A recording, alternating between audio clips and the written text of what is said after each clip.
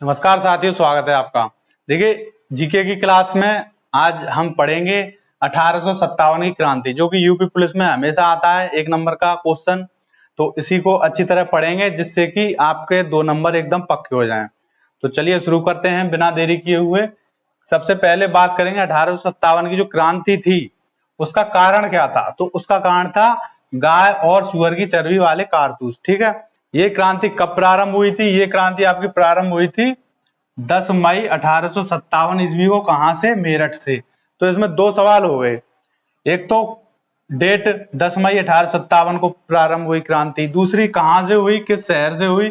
तो वो हुई मेरठ से। ठीक है, ये बात याद रखेंगे। अब दूसरी बात, गाय और सुअर की चर्बी वाले कारतूस, इससे क्रांति कैसे शुरू हुई? आपको पता होगा कि अंग्रेज जो थे वो इंडियन को अपनी सेना में भर्ती कर लिया था। जितने भी इंडियन थे जो भी सेना में जाना चाहते थे, उनको जब सैलरी मिलेगी तो जाएगा ही कोई ना कोई। अंग्रेजों की नीयत तो किसी को पता नहीं थी तब, तो वो चले गए। तो जब पहले उनके पास यूज होती थी एक बंदूक थी, उसका नाम था ब्राउन बेस। तो ब्राउन बेस बंदूक थी, ब्राउन बेस। तो इस बंदूक से कोई प्रॉब्लम नहीं थी, लेकिन इसकी जगह 1856 में एक नई बंदूक आई, उसका नाम था एनफील्ड राइफल।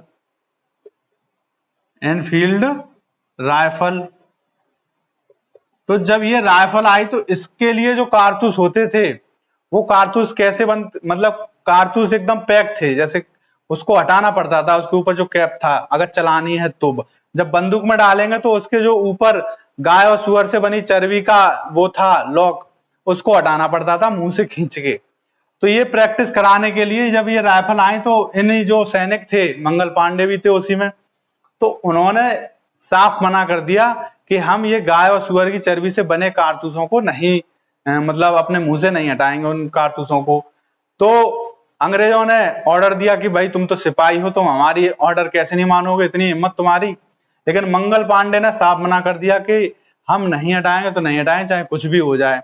और वहीं पे विद्रोह शुरू हो गया, लड़ाई हो गई। एनफील्ड राइफल के लिए जो कारतूस था उसकी जो लॉक होती थी ऊपर कारतूस के, वो गाय और सुअर की चर्बी वाले लॉक से बनी थी। तो उसको चलाना है तो उसको हटाना पड़ेगा पहले लॉक को, तो उसको मुंह से खींचना पड़ता था। यही प्रमुख कारण था। कारण तो बहुत दिनों से थे, जुल्म सहते रहे आदमी इंडियन, तो उनके दिल में तो थी ही अंग्रेजों के खिलाफ नफरत। लेकिन वो धीरे धीरे जब ये चीज आ गई तो यहाँ पे वो निकल गई मंगल पांडे के द्वारा। तो जब मंगल पांडे ने इसका विद्रोह किया, अब क्रांति के समय 1857 के समय जब क्रांति हुई उस समय गवर्नर जनरल कौन था इंडिया का? तो वो था लॉर्ड कैनिंग।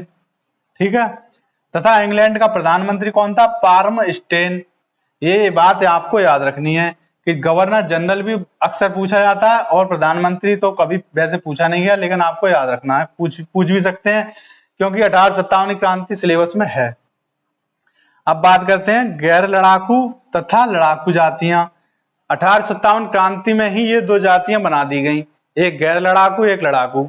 अब मैं आपको बताता हूं कि जो लड़ाकू जातियां हैं, जो आज भी लड़ाकू कहलाती हैं, वो एकदम कायर जातियां हैं।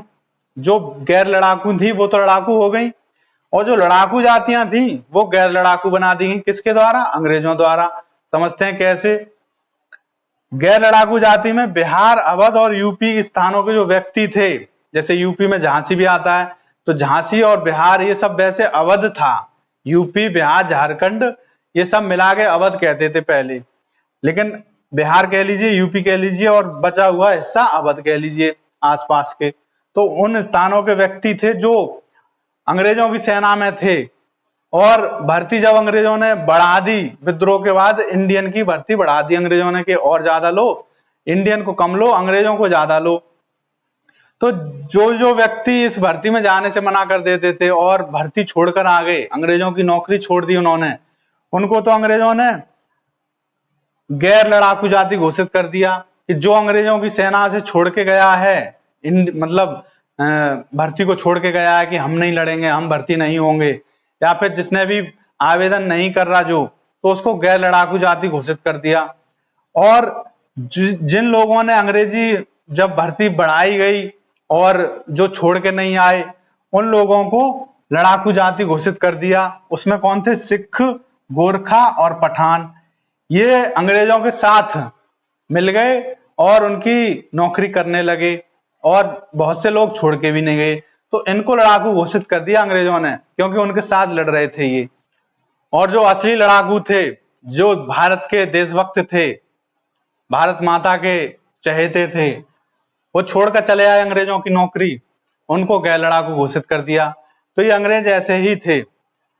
तो आज आप अगर सोचते होंगे कि ये गोरखा, सिख और पठान ये अपने आप को लड़ाकू समझते हैं, लड़ाकू जाति, खंजर लेके चलते हैं या फिर कुछ भी, वो सब गैर लड़ाकू थे उस समय। जिन्होंने अंग्रेजों का साथ दिया हो, उनकी सेना ना छोड़ के आया हो, वो किस बात का लड़ाकू?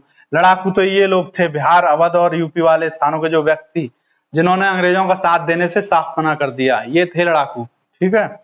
अब ये थे 1857 की क्रांति में भाग लेने वाले, और ये थे 1857 की क्रांति में अंग्रेजों का साथ देने वाले, जो आप आज लड़ाकू समझते हैं। मंगल पांडे को फांसी कब दी गई? 8 अप्रैल 1857 ईस्वी को। ठीक है। अब देखते हैं आगे। अब देखते हैं प्रमुख चीज कि केंद्र और जहां से क्रांति शुरू हुई, मतलब कहां पे कौन कौन था भारतीय नायक। तो देखिए दिल्ली में किसने क्रांति शुरू की, मतलब किसने इसकी कमान संभाली? बहादुर शाह जफर और बख्त खां। ये सीधे सीधे प्रश्न आता है कि दिल्ली में 1857 की क्रांति में दिल्ली से किसने क्रांति की शुरुआत की थी, मतलब कौन लड़ा था? कानपुर से कौन था? नाना साहब तात्या टोपे। इन्होंने कानपुर में क्रांति को संभाला और इसको अंजाम दिया। लखनऊ में किसने इसकी कमान संभाली? लखनऊ से थी बेगम हजरत महल। ठीक है। झांसी में कौन था? झांसी में थी रानी लक्ष्मीबाई। इनका सामना किससे हुआ? किस अंग्रेज से? यूरोज से। यूरोज ने ही इनसे प्रभावित होकर कहा कि पूरे भारतीय में 1857 क्रांति में पूरे भारतीयों में जितने भी लोगों से इसकी लड़ाई हुई थी कि अकेली मर्द यही थी। ठीक है। इतनी बहादुर थी ये। इलाहाबाद से कौन था? लियाकत अली। इससे आप याद रख सकते हैं, ई से इलाहाबाद और यहाँ पे आगे लियाकत अली, मतलब छोटी ई आई रही है इसमें भी, लियाकत लास्ट में भी। जगदीशपुर, देखिए बड़ी इधर छोटी ई आ रही है और इधर भी शुरुआत छोटी से हो रही है, लियाकत अली। जगदीशपुर से कौन था? कुंवर सिंह। बरेली से कौन था? खान बहादुर खां। ये बरेली से थे। ये आपको सीधे सीधे याद रखने, पेपर में कुछ यहाँ से एक क्वेश्चन जरूर आता है, कुछ भी पूछ सकता है। लखनऊ से कौन था 1857 क्रांति में? फैजाबाद से कौन था? मौलवी अहमद उल्ला। फतेहपुर से कौन था? अजीमुल्ला। ये आपको एकदम अच्छी तरह रटने हैं, अपनी नोटबुक पर इसको लिखिए और याद करिए। 1857 की क्रांति में इसके अलावा और कुछ आपको नहीं पढ़ना है, जो मैंने पढ़ाया है यही काफी है। और इसी को, ये सबसे इंपोर्टेंट है, 90% ये आएगा और 10% में जो पहले करा चुका हूं मैं वो आ सकता है। तो यहाँ पे आपकी ये वाली क्रांति पूरी होती है यूपी पुलिस के हिसाब से, इससे ज्यादा कुछ नहीं होगा इसमें। इसको आप अच्छी तरह करिए। मिलते हैं अगली क्लास में। Thank you.